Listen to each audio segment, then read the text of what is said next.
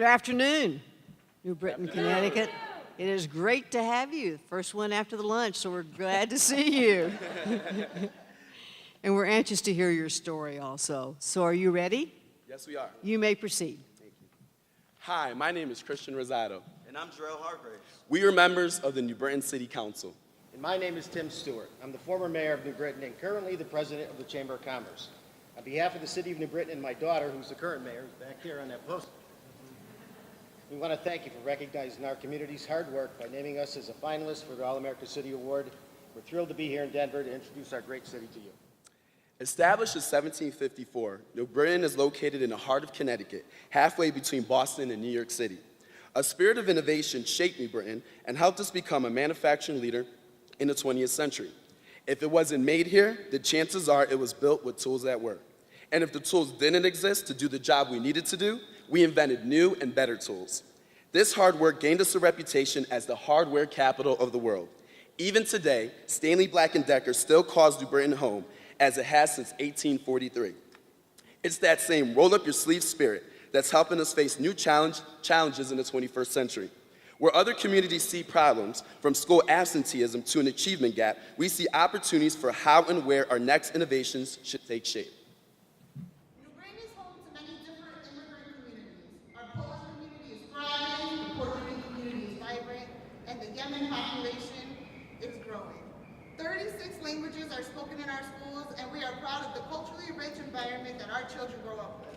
But one of the most important things you need to know is that these immigrant languages influence the way we pronounce our city's name. It is not New Britain, it is New Britain! Hi, I'm Nancy Sarah, Superintendent of Schools. I started working for the New Britain Schools as an elementary school teacher 22 years ago. I've lived my entire life in New Britain. And this past spring, April 1st to be exact, I was named Superintendent for Schools. Our students are our most precious resource. And I was reminded of that fact this past Thursday as I handed out diplomas to our most recent graduates. Happily for us, our graduation rates are climbing. Sadly for you, our students and their families are still celebrating. So we weren't able to bring them. However, not enough of our students are graduating. So we are tracking this problem as a community, and many of our efforts target our youngest children. In 2011, Connecticut issued its first report on chronic absence, and to our surprise, New Britain had the highest rate. More than a quarter of our students were attending school less than 90% of the time. And even more disturbing was when we looked at the earliest grades. In kindergarten, 30% of our kindergartners were chronically absent. Attending school is a habit, and we knew that we needed to establish it right away.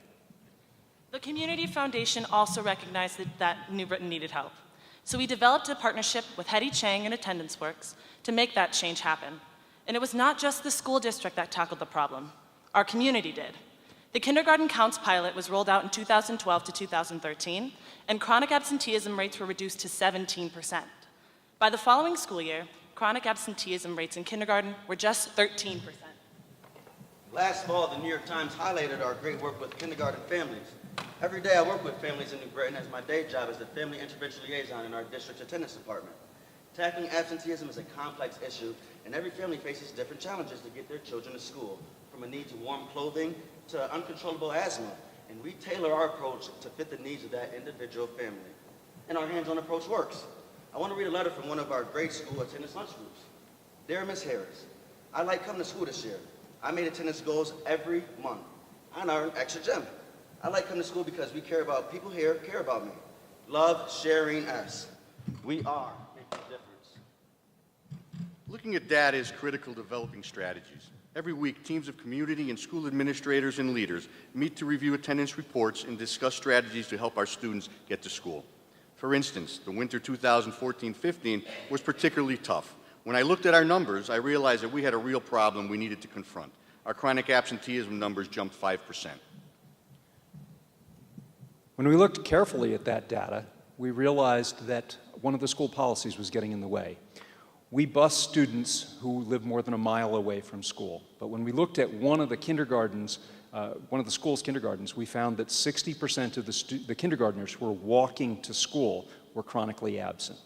As a member of the Board of Ed, I knew that meant we needed to change something. So we reduced the distance that you have to live from school to catch a bus down to a half a mile, and it's made a world of a difference. Because of the work we have done as a community, our chronic absenteeism rate in the district was down to 16% this year.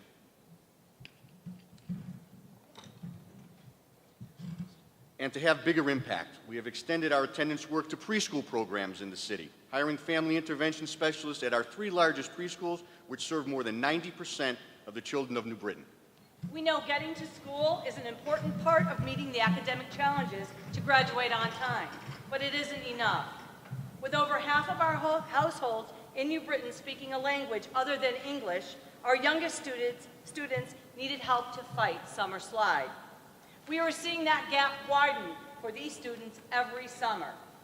Our question became, how do we stop summer reading loss when traditional summer school just wasn't working? So we thought the best way to do that would be to rebrand our summer school program by inviting students and their families to come for something a little more exciting. And our rebranding has been so successful that many parents do not even realize that they are attending summer school.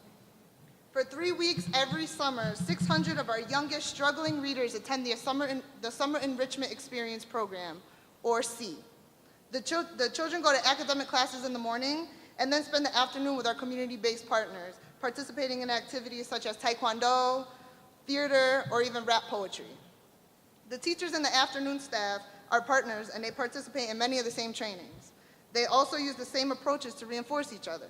For instance, we all do the same gestures to remind children to use complete sentences.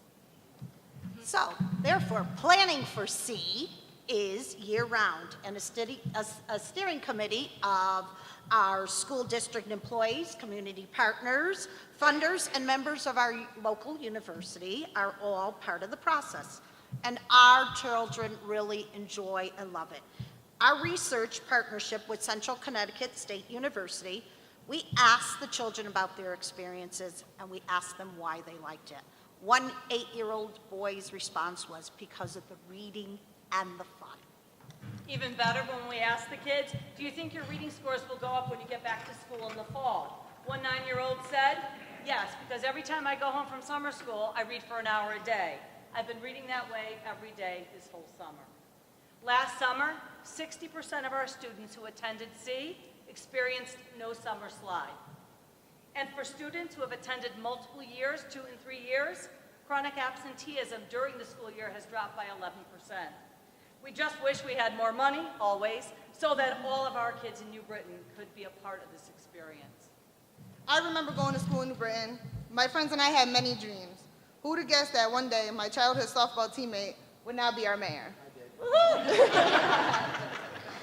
The friendships I made were invaluable, but growing up was not easy. I certainly made a few poor decisions, but getting connected to after-school programs provided me with a safe place to stay out of trouble. Unfortunately, having a safe place to go is not a reality for our youth today, and they don't know where to turn. So I'm excited to be leading an effort to help their voices be heard. It started in 2010 with a group of teenage girls completed a photo voice project about the barriers to healthy living in New Britain. After taking pictures of parks with vacant pools and graffiti, they presented their findings to the Parks and Recreation Department and the City Council. And change happened. One of the parks they highlighted in one of their projects with a vacant pool now has a full turf field for youth sports and a family-friendly splash pad. Last year, I was part of a photo board project with the House of Teens. The House of Teens was opened by the YWCA after a previous group of participants asked for a safe place for girls to meet after school. When my group was thinking about what we wanted to do, we realized that we wanted to advocate for somewhere safe for all teens to hang out. Many of us lived in tough neighborhoods and really can't hang out at each other's homes. So we took photos of our neighborhoods and the things we face every day that prevented healthy living: drug houses, graffiti, abandoned buildings, and garbage. Then we presented our request to the city. So far, 87 girls have taken advantage of the House of Teens. This program was critical to me as I finished high school. Now I'm working with girls and others strive as I decide what I want to do next. Working across sectors to tackle problems is not considered innovative in the country anymore. In fact, collective impact has become quite the buzzword. But what is innovative in New Britain is the fact that this collaborative work has been driven by the entire community. Working together to leverage resources and using data to drive decisions is not just expected, it is the cultural norm. I'm fortunate to lead the coalition, and we know that we'll be even more successful in the future. This past year has been a year of success for New Britain. The grade level reading campaign once again named us as a pace-setter community. And we were one of only 7 that was recognized in all 4 categories, including chronic absenteeism and summer learning. Our C program is a finalist for a national award.